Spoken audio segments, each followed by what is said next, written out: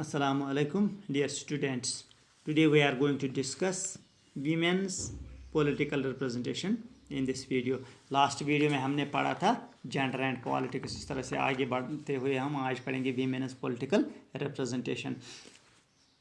औरतों की कितनी नुमाइंदगी होती है हमारे पॉलिटिकल इंस्टीट्यूशंस में, हमारे पार्लियामेंट में, हमारी जो स्टेट असम्बलीज होती हैं इनमें कितनी रिप्रेजेंटेशन होती है, इसी के बारे में इस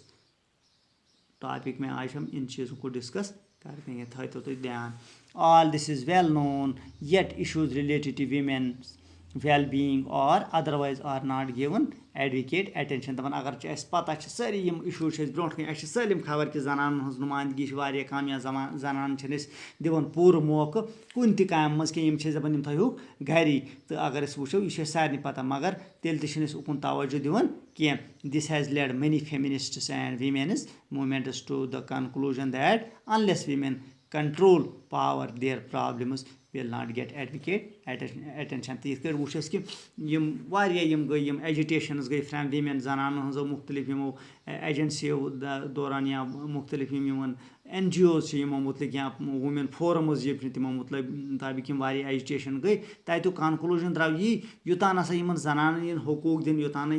पावरस मज इन यूतामत नीम शराकत दारी मज अन्न कह तोतामत गसन यह मसल मसाइल हल कह. One way to ensure this is to have more women as elected representatives. तो बे वत सह कि ज़्यादा पहम गस नुमाइंदगी ज़्यादा पहम मिलन पार्लियामेंटस मज या स्टेट असम्बलियन मज गस ज़्यादा पहम नुमाइंदगी मिलन. तेल हेकन पन इशूज रेज कर हाइस्ट लॉ एनफोर्सिंग एजेंसी सह गो सोन पार्लियामेंट ये कानून बनान सह गो सोन पार्लियामेंट तम कानून बनान ये तम ज़्यादा तेल हेकन पान खतर ज़्यादा कानून तन. In India the proportion of women in legislature has been very low. तो ये हिंदुस्तान कत करो ये सात वुचान कूच नुमाइंदगी प्रपोर्शन क्या फॉर एग्जाम्पल थोमुत 2/3 मगर सह बिल गई पास तथ वो 10-12 वरी ये पार्लियामेंटस मज ओर योर पकान मगर सह पास हेकान गसित कहीं. In this respect India is among the bottom group of Nations in the world. ये सात वो यह हिंदुस्तान कत करो यह तिमन मुल्कन मज बिल्कुल कम रिप्रेजेंटेशन जनान दिन यह कम नुमाइंदगी पार्लियामेंटस मज या स्टेट असम्बलियन मज. As per the recent studies India is placed on 111th position in the list of 189 countries. ये सात वुचान 199 तम कंट्रीज मज यम पार्लियामेंट तमन मज सैनिस मुल्कस 101 नंबर गो यह लो. अगर पॉपुलेशन मुताबिक वो सोन मुल्क 2th नंबरस पे या अगर वो यह दुनिया सारे खोट बड़ डेमोक्रेसी मगर ये सात रिप्रेजेंटेशन ऑफ वुमेन वुचान वीमेन वुचान सह 101 नंबरस पे आउट ऑफ 189. तो यह कम as far as women representation in parliament is concerned. In the 2014 Lok Sabha elections, 61 women leaders have made it to the parliament, which means that the percentage of women in the Indian parliament is around 11%. तो ये सात 2014 election कत करो 2014 election ये सपदे तथ मज वो सिर्फ आई 68 जनान only 61 women leaders were elected to the parliament. यमे योतन आय चुन सिर्फ आय 68 कच मज आउट ऑफ 545 545 मज आय सिर्फ कच आय चुन सिर्फ 61. ये हज परसेंटेज कर सह सिर्फ 11%. सह 10% गो 10% क्या कर रिप्रेजेंट पन्निस अत जेंडरस. It still remains far below the global average of around 21%. तो ये सात ग्लोबल एवरेज वो टोटल सारी दुनिया एवरेज करो तथ मज 21% जनान हज नुमाइंदगी पार्लियामेंटस मगर हिंदुस्तान अथन तुन यह अथन बोन यह सिर्फ 1%. Pakistan and Bangladesh have around 20 and 19% of women in the parliament respectively in the government. तो ये सात वुचान पाकिस्तान कत करो यम सान खोत यथ डेमोक्रेसी मज पथ या बांग्लादेश कत करो तत कत्या पाकिस्तान मज 20% बांग्लादेश मज 19% representation of women in parliament. या कैबिनेटस मज cabinets are largely all male even when a woman becomes the chief minister of the or the prime minister. दपान अगर इन पाए कैबिनेटस मज वो cabinet decision making group decisions बड़ डिसीजनस करान तम ये कैबिनेट करान तो यह कैबिनेट आसान हेडेड बाय स्टेटस मज यह हेडेड बाय चीफ मिनिस्टर तो मुल्कस मज it is headed by prime minister मगर दपान यथन कि कैबिनेटस मज बिल्कुल गुंजाइश या ज नफर कैबिनेटस मज हार्डली अगर नत कहें ये दपान अगर चीफ मिनिस्टर तह वुमेन मगर तेल मेंबर्स वीमेन ज्यादा कह या प्राइम मिनिस्टर तेल जनान हज नुमाइंदगी बराबर कह one way to solve this problem is to make it legally binding to have a fair proportion of women in the elected bodies तो अख तरीक़ यह कि थो यह सीट थो मखसूस यह सीट थो मखसूस फॉर एग्जांपल अगर 2/3 मेजॉरिटी दिमो यम गसन यह 33 सीट गसन आसनी मखसूस तम खतर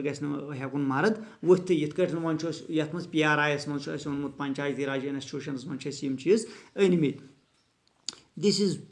what the panchayat Raj has done in India यह पंचायत राज इंस्टीट्यूशन तथ मन हिंदुस्तान मज आमुत कर 1/3 of seats is in local government bodies in panchayat and municipalities are now reserved for women तो वुचान ये 1/3 त्रे मज सीट आम कह खतर थवन जनान हंद खतर गो 33% रिजर्वेशन वीमेन दिन कत मज पंचायत राज इंस्टीट्यूशन मज यथ मज लोकल गवर्नमेंट बॉडीज यथ मज शहरन मज म्यूनसिपैलिटीज तो गाँवन मज पंचायत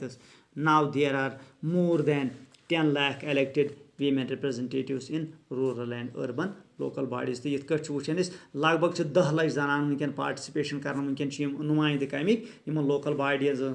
पंचायतन मज गामन मज पंचायतन मज तो शहरन मज म्यूनसिपैलिटीन मज women's organizations and activists have been demanding a similar representation of at least 1/3 of seats in Lok Sabha and state assemblies for women तो ये जनान हज ऑर्गनाइजेशन अम खतर ज़बरदस्त तकदव करान अम खतर ज़बरदस्त जोर लदित कि अस दियो सो लोक सभा मज क्या अस दियो सो लोक सभा मज 1/3 सीट थो सान खतर अलॉट कर 1/3 थो सान खतर seat allot a bill with this proposal has been pending before the parliament for more than a decade तो यह बिल आए पार्लियामेंटस मज पेश कर तो लगभग वत 10 वरी पेंडिंग गई अत पार्लियामेंटस मज क्या अत मेल डोमिनेंस अत ज़्यादा मेल यसान कह फीमेल गई ब्रो पकन फीमेल हज रिप्रेजेंटेशन गई बढ़न गो यह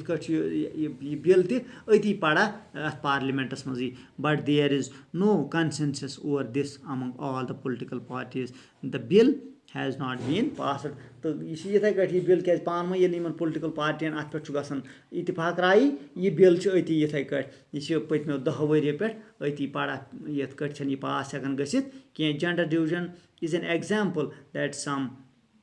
form of social divisions needs to be expressed in politics तो यह सो मसला यह मिसाल यस क्या गस डिस्कस डिस्कस गस पॉलिटिक्स मज हकूक मेलहन बाकी डिपार्टमेंट मज हेन पाने कानून बन क्या तुम वो मे तान कि कानून बनान तम अति पार्लियामेंटस मज बनान तो स्टेटन हंद कानून बनान ये स्टेट असेंबली मज this also shows that disadvantaged groups of do benefits when social divisions become a political issues तो Yemen ग्रुपन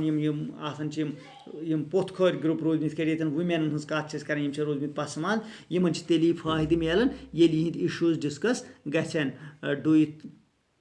think that women could have made the gains we noted above if their unequal treatment was not raised in the political domain दपान तो अत इतफाक कर कि अगर इन जनान यह हकूक छीन नमत अगर इन बराबर रिप्रेजेंटेशन आम पन मसल मसाइल हल कर्मित यह हकीकत कि अगर इन पन बराबर मेजॉरिटी अगर इन पन पूरा रिप्रेजेंटेशन पार्लियामेंटस मज यह मसल मसाइल तन हल गमित हर कुन फील्डस मज वुचान women they are with us मगर ये सात यहद हकूकन हज कत कर तम सात हकूक सारी मिलान कह एज कम्पेयर टू मैन यह अजुक वीडियो ये मज core discuss women's political representation kۭژاہ representation چھِ یِمن کۭژاہ گٔژھ یِمن آسٕنۍ کِتھ کٲٹھۍ ہیٚکن یِم پَنٕنۍ issues raise کٔرِتھ کِتھ کٲٹھۍ ہیٚکن یِم پَنُن پان برونٛٹھ پَکنٲیِتھ یِم کٔرۍ أسۍ آز یَتھ ویٖڈیوَس منٛز discuss I hope you will enjoy the video. Thank you. Have a nice day.